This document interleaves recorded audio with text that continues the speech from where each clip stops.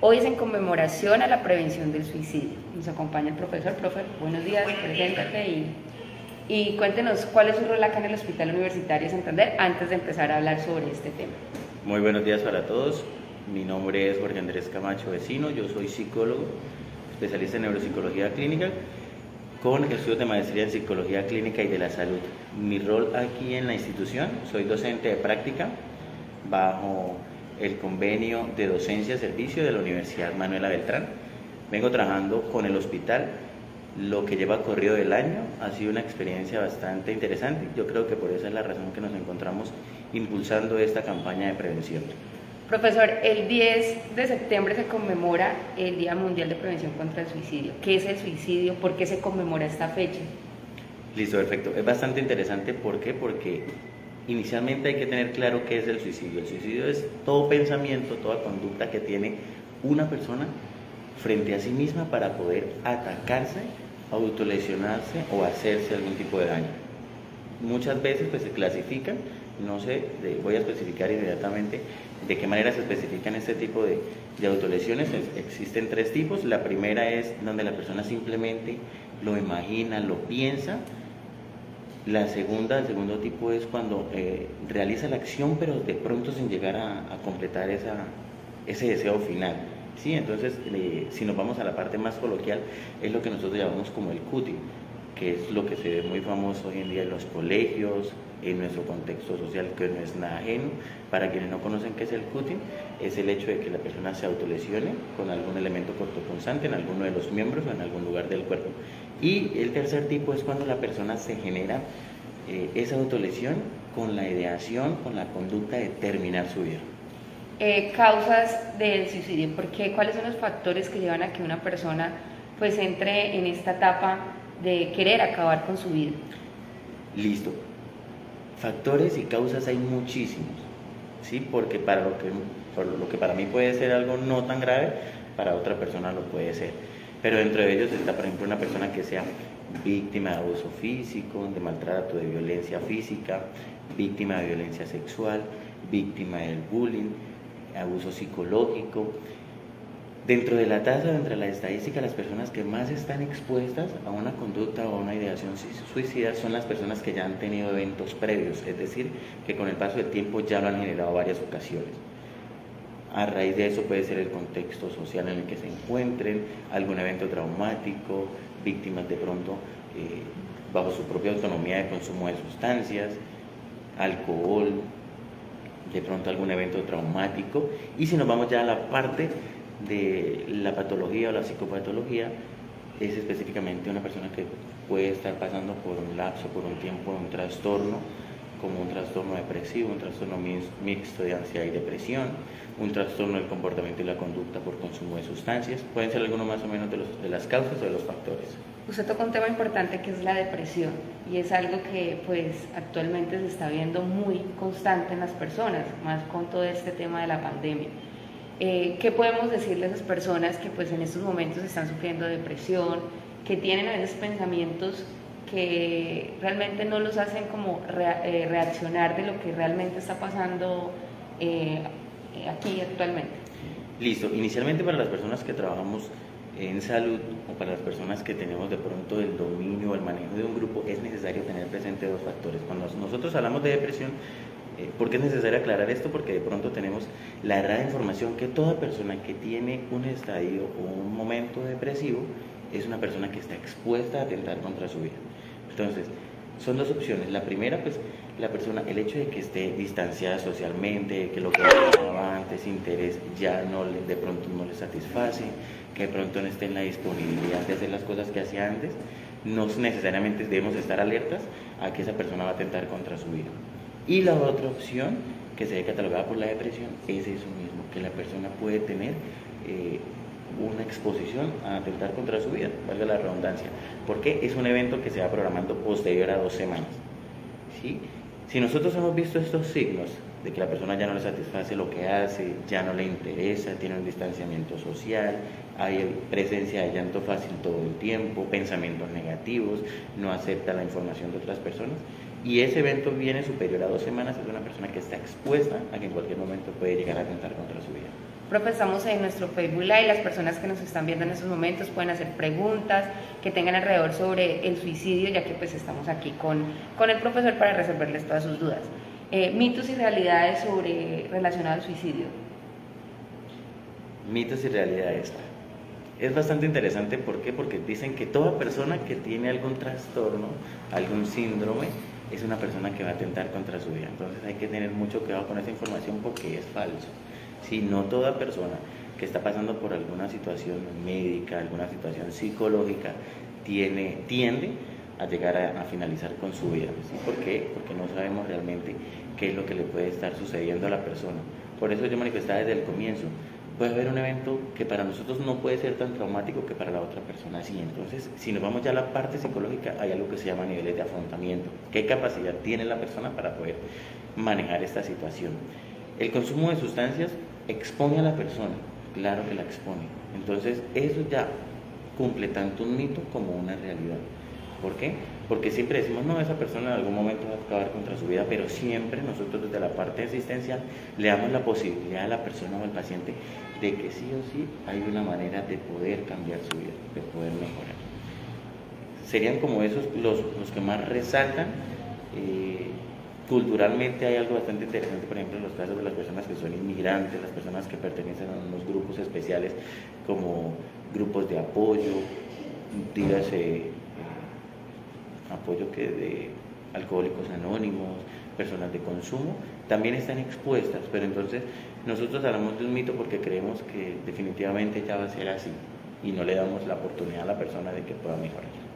¿Cómo es la ruta de atención para una persona que pues llega al hospital universitario, un usuario, y posiblemente tenga un cuadro de depresión o las personas que han atentado contra su vida y llegan acá al hospital universitario a recibir atención? ¿Cómo es ese manejo clínico y psicológico que se le da acá en la institución? Listo.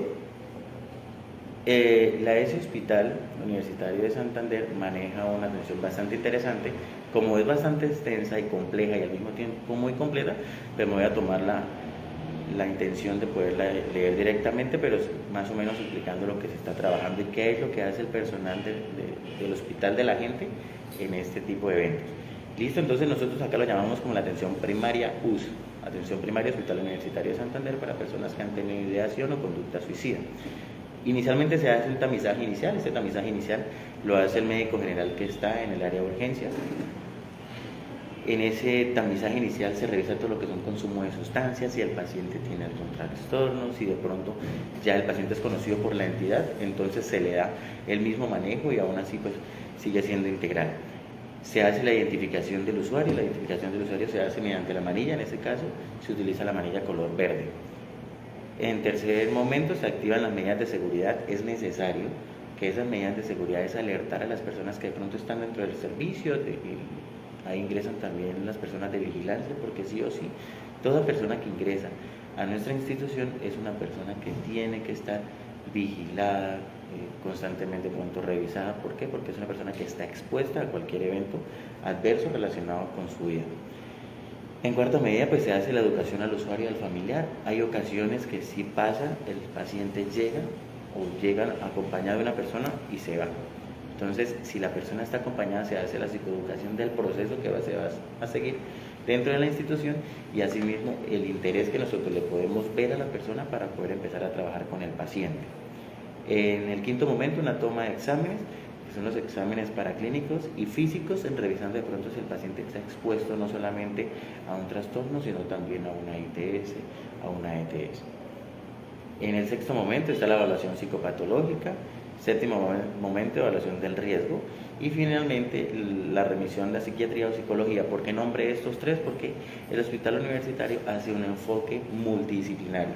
Después de que lo valora medicina, no solamente se queda ahí, se hace una remisión o se solicita que lo valore también psiquiatría, psicología, nutrición, fisioterapia, si de pronto se ve una dificultad física dentro del paciente.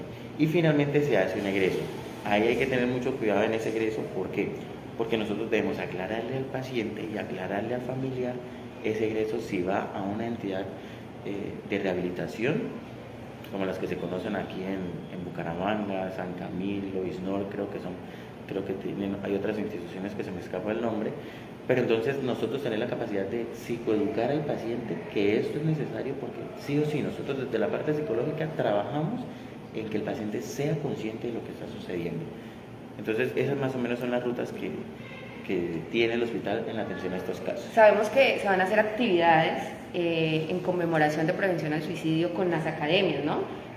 Resaltando que el profesor pertenece a la Universidad Manuela Beltrán y por convenio, docencia y servicio que maneja el hospital universitario, hace parte también de la institución. Doctor, ¿qué actividades se van a hacer en conmemoración a esta fecha? ¿Cuándo inician? Contémoslo un poco porque hay estudiantes conectados y para que participen de estas actividades que va a hacer la ESE Hospital Universitario de Santander. Listo, perfecto. Inicialmente, pues, aclarar nuevamente que la fecha es el 10 de septiembre, es este sábado. Entonces el hospital va a estar trabajando desde el día antes, vamos a estar trabajando como en las vísperas, el día viernes, sábado y el lunes vamos a continuar. El día viernes, o sea, el día de mañana nos vamos a encontrar en las instituciones de la Universidad Cooperativa de Colombia, en EFORSalud y en la Universidad Manuela Beltrán. El programa está dirigido, el programa o plan de promoción y mantenimiento. ¿Por qué plan de promoción y mantenimiento? Porque esta es información cultural que ya todos conocemos, es información que tenemos que reforzar. Entonces, este plan de promoción y mantenimiento lo hacemos con el fin de poder concientizar a la gente, a los contextos universitarios, y no solamente a los contextos universitarios, sino a las familias, porque se supone que cada persona que nosotros vamos a tomar, vamos a abordar, pues la idea es que podamos replicar la información. La actividad está programada por parte de la Coordinación de Rehabilitación del Hospital y el área de humanización del hospital, en convenio pues, o en actividad conjunta con las universidades. En este caso va a estar la Universidad Manuela Beltrán, la Universidad Pontificia Bolivariana, la Universidad de Investigación y Desarrollo UDI y la Universidad Autónoma de Bucaramanga. Entonces, la idea es que las diferentes universidades tengan un abordaje en otros contextos que no sea su propia institución. Sí, en el caso de los estudiosos de la Universidad Manuela Beltrán, nosotros vamos a estar en EFORSalud. Allá está todo el cuerpo de enfermería o estudiantes que están preparándose para el área de enfermería. Los estudiantes de la UDI y los estudiantes de la UPB van a estar en la Universidad Cooperativa de Colombia, y los estudiantes de la Manuela Beltrán y los estudiantes de la Universidad Autónoma de Bucaramanga van a estar en la Universidad Manuela Beltrán, ¿sí? Entonces la idea es que nosotros tengamos la experiencia de poder revisar de pronto qué información tienen otros contextos y así nos permite a nosotros como hospital reconocer e identificar esa información básica que tienen los contextos universitarios o académicos. Bueno, para concluir, doctor, dos cosas importantes. Las dependencias emocionales son un factor influyente para que una persona llegue al suicidio. Listo. No solamente sería una dependencia, sino al mismo tiempo podría ser un mito. ¿Por qué? Porque resulta que una dependencia emocional es una causa que expone a una persona a medirse como ser humano y a medirse también de pronto cuál es la capacidad que tiene para afrontar esta situación. ¿Qué sucede? Sí, claro que sucede. ¿Por qué? Porque en la mayoría de casos que de manera personal yo he trabajado, los pacientes me manifiestan es que yo he atentado muchas veces contra mi vida por el hecho de que tuve una ruptura amorosa, no me aceptaron como era, pero entonces esto permite a la persona revisar qué tanto nivel de afrontamiento tiene para tomar una decisión y si está en la capacidad de pronto de afrontar y decir, oiga, no, es que yo tengo que empezar a trabajar en mi vida, pero sí es una salida para que la persona atente contra sí, y es algo muy delicado porque con el paso del tiempo y lo que hemos visto con las estadísticas y lo llamado hoy en día los signos de los tiempos, las personas cada vez somos más dependientes emocionalmente. Ahora, no solamente dependientes emocionalmente de otra persona, sino de la tecnología, del consumo, de pronto de algún mal hábito, ¿sí? Porque son incluso un trabajo como damas de compañía, la prostitución, todos esos son eventos que lo vuelven a uno dependiente. Y en el momento en que hay un evento adverso, la persona busca la salida más rápida, que es atentar contra su vida.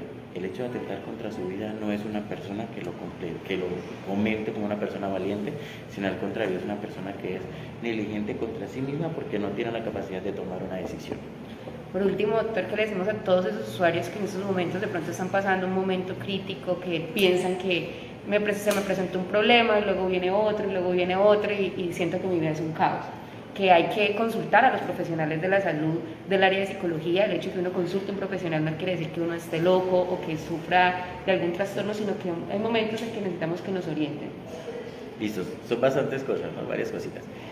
Inicialmente nosotros manejamos una información errónea o una información coloquial de que todos estamos locos o que solamente van al psicólogo los que están locos. Nosotros asistimos a psicología porque necesitamos coloquialmente descargar un estadio, de pronto que estamos al colapso de mucha información, de mucho trabajo, es importante hacer eso.